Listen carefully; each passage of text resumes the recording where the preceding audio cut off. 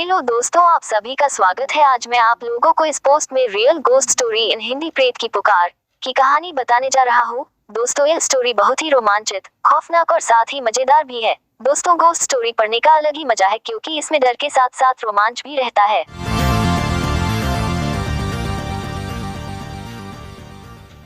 तो चलिए दोस्तों, इस real ghost story in Hindi प्रेत की पुकार कहानी की शुरुआत करते हैं। दोस्तों, यह कहानी आप बहुत ही ध्यान से पढ़ना जिससे ये कहानी आपको जल्दी समझ में आ सके।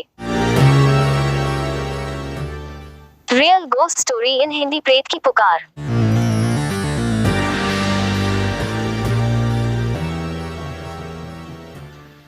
दोस्तों, चिंटू नाम का एक लड़का रहता है। वह पढ़ाई में बहुत ही होशियार और समझदार था, लेकिन पढ़ाई के साथ साथ वह बहुत मस्ती भी करता था।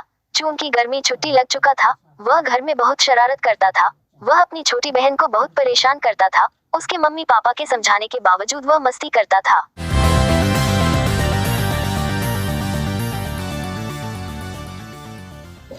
फिर चिंटू गर्मियों की छुट्टी बिताने के लिए अपनी नानी के घर जाने का प्लान बनाता है। चिंटू को शहर की भीड़भाड़ और तंग गलियों से गांव की हरियाली खुलापन ज्यादा पसंद था। फिर एक दिन चिंटू अपनी नानी के घर यानी ननिहाल पहुंच गया। नानी चिंटू को देखकर बहुत खुश हो गई।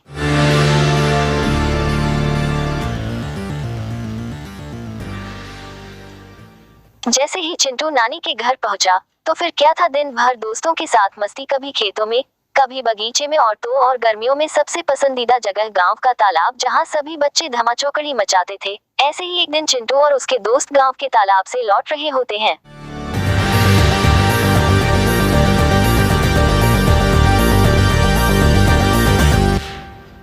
रास्ते में चिंटू को अचानक ही बहुत कमजोरी लगने लगती है, साथ ही सर भी भारी हो जाता है और अजीब सा फील भी होता है। चिंटू को लगा कि आज कुछ ज्यादा ही मस्ती हो गई जिससे उसे इतनी थकान महसूस हो रही है। हमेशा की तरह वह घर पहुंचा और अपने नाना नानी को दिन भर की बातें बताने लगा।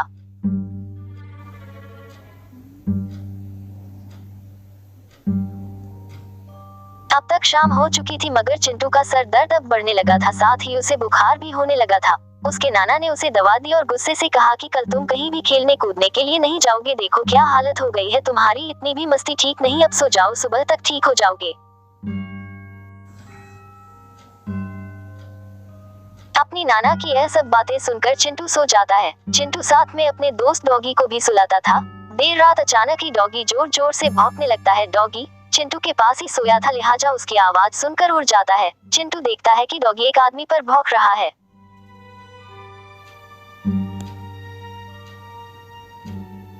नींद में होने के कारण पहले तो वह चिंटू को एक आदमी ही नजर आता है, फिर जब वह उसे ध्यान से देखता है तो उसके होश उड़ जाते हैं, क्योंकि वह कोई इंसान नहीं बल्कि एक प्रेत था जो कि जमीन से कुछ ऊपर हवा में खड़ा था। उस प्रेत के बड़े बड़े दांत, लंबे लंबे नाखून और खून से लथपथ चेहरा था। प्रेत चिंटू को अपनी ओर बुलाने का इशारा भी कर रहा था। यह सब देखकर चिंटू एकदम से सहम गया। चिंटू कुछ भी नहीं बोल पा रहा था, वह अपनी जगह से हिल ही नहीं पा रहा था कि तभी डॉगी के लगातार भौंकने की आवाज सुनकर उसके नाना नानी भी जाग जाते हैं।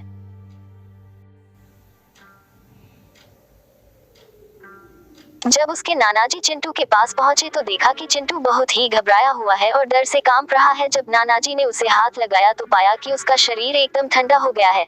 नानाजी ने सबसे पहले चिंटू को पानी पिलाया और कुछ देर तक अपना हाथ उसके सर पर रखा रहा। चिंटू कुछ बोल ही नहीं पा रहे थे, एकदम से एक मूर्ति की तरह हो गया था। फिर जब चिंटू ठीक हुआ तो उसके नाना ने पूछा कि क्या हुआ चिंटू बेटा, इतने डरे और घबराए हुए क्यों हो, और ये डॉगी क्यों भौंक रहा है, बताओ मुझे क्या हुआ। तुम्हें डरने की कोई जरूरत नहीं है।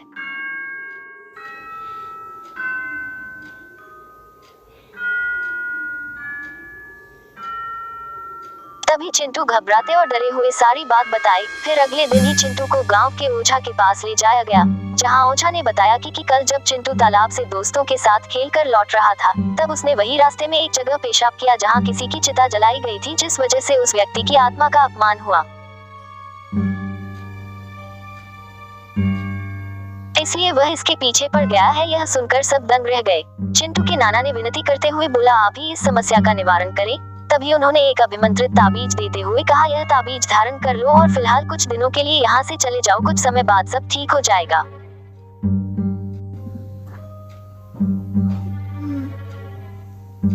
चिंटू ने ताबीज धारण कर लिया, साथ ही शाम की गाड़ी से अपने घर लौट आया। तो दोस्तों यह खौफनाक कहानी यहीं पर समाप्त होती है। दोस्तों कहते हैं कि अगर हमें अनजानी जगह पर पेशाब आ जाए तो पेशाब करने से पहले खांसना चाहिए, ताकि अगर कोई अदृश्य शक्ति वहां मौजूद हो तो वह वहां से दूर हट जाए। दोस्तों यदि आप लोगों को यह real ghost story in Hindi प्रेत की पुकार अच्छी लगी हो तो हमें कमेंट करके जरूर, साथ ही अपने दोस्त को भी शेयर करें। दोस्तों यदि आप लोगों के साथ भी ऐसी कोई घटना घटी है तो हमें शेयर जरूर कीजिए।